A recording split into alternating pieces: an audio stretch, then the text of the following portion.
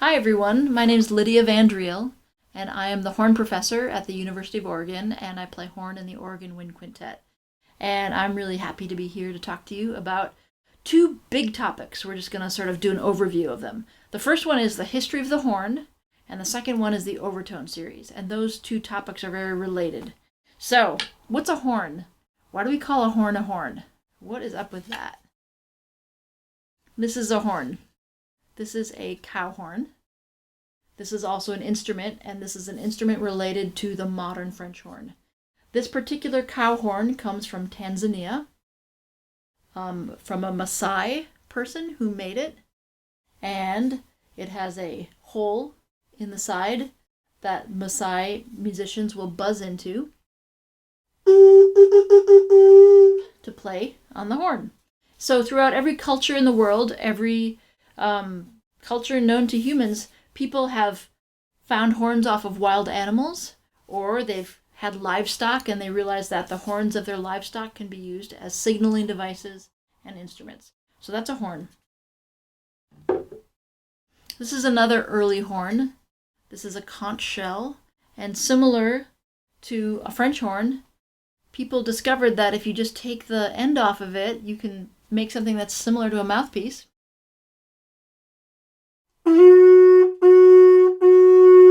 And buzz into it in order to signal from island to island or beach to beach. You can also change the pitch by sticking your hand in this part of the conch.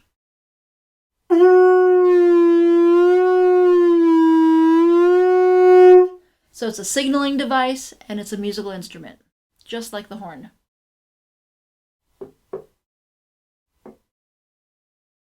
This instrument is called the post horn. And for all of you who have a smartphone, and if you have an emoji keyboard on your smartphone, you have this as an emoji on your phone. And it's in the area with all the emojis that have like letters and post office boxes and things like that. Because this was used as a signaling device by people in Europe a few hundred years ago to let everybody know that the mail had arrived in their town. So the mail carrier would wear this horn over their shoulder, and they'd ride their horse to carry the mail from town to town. And then they'd get to the town, and to tell everybody that the mail had arrived, they would play on their post horn.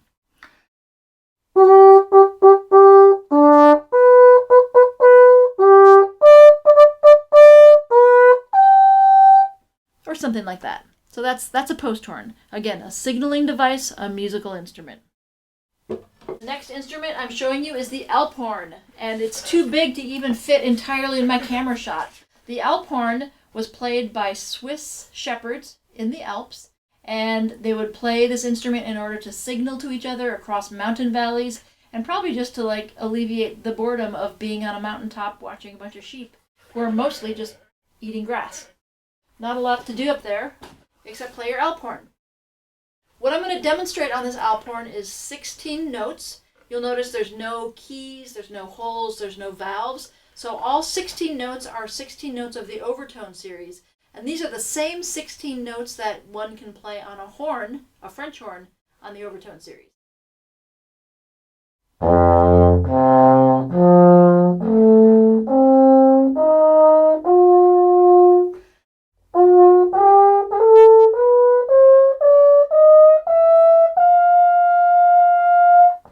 So those are the 16 notes of the overtone series, and I'm just going to play a little tune for you as well. This is from Brahms' 4th Symphony. He used an Alphorn tune that he had heard shepherds playing in the Alps, the Austrian Alps, and he wrote it into the 4th movement of his 1st Symphony.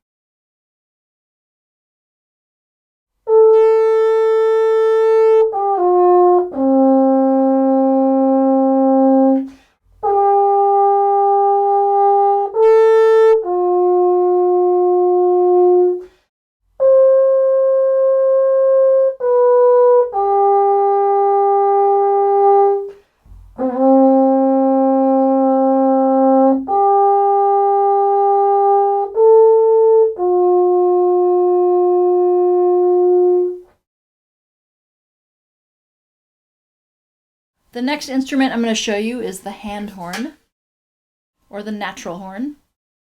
So this is really similar to the post horn I showed you before, and also very similar to the Alphorn. in that it's about the same length as the Alphorn, and it's the same shape as the post horn. So again, this shape derives from people wanting to have an instrument that they can transport around with them, an instrument that they can carry when they're riding a horse. So this is related to the hunting horns that people would play when they were out in groups of people hunting for animals. So this is a hand horn, and it has the same overtone series as the Alphorn.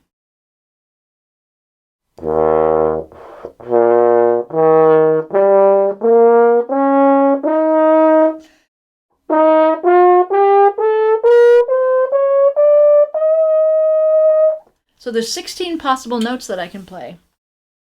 There's also the possibility of using my hand in the bell to get chromatic notes and the notes that are between those wider intervals lower in the range. So if I want to play a scale, I'll do this.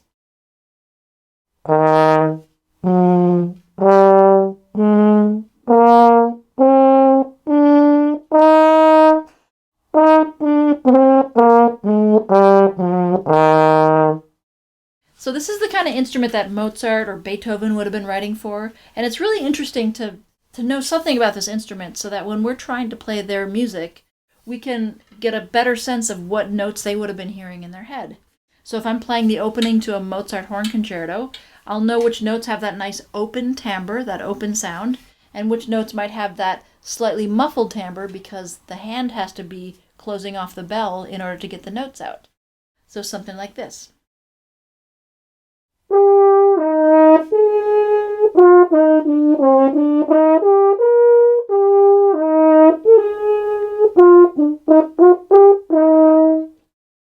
So that's a hand horn. And this is the instrument that was played by French horn players before the valve was invented, which happened in the early 19th century. So now we come to the modern horn. This is the instrument very similar to the hand horn, but with valves, which were invented in the early 19th century. So this instrument has in common with all these other instruments I've shown you that it has its origin as a signaling device.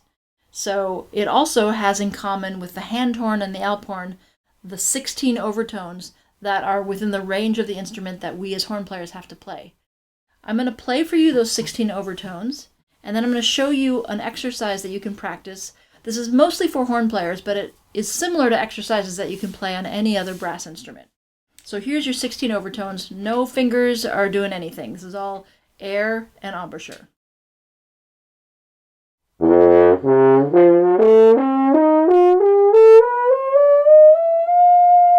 And I can put down any valve combination and get that same set of notes based on the fundamental, how long the tube is of what I'm playing. So second valve, I'm going to be a half step lower.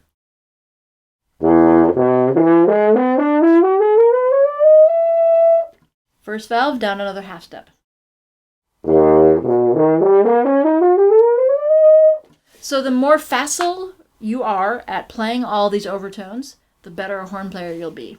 Here's a really simple exercise that you can work on in order to get better with these overtone slurs. You want to make sure you're nice and relaxed, use a deep, full breath of air, and then just play within one octave.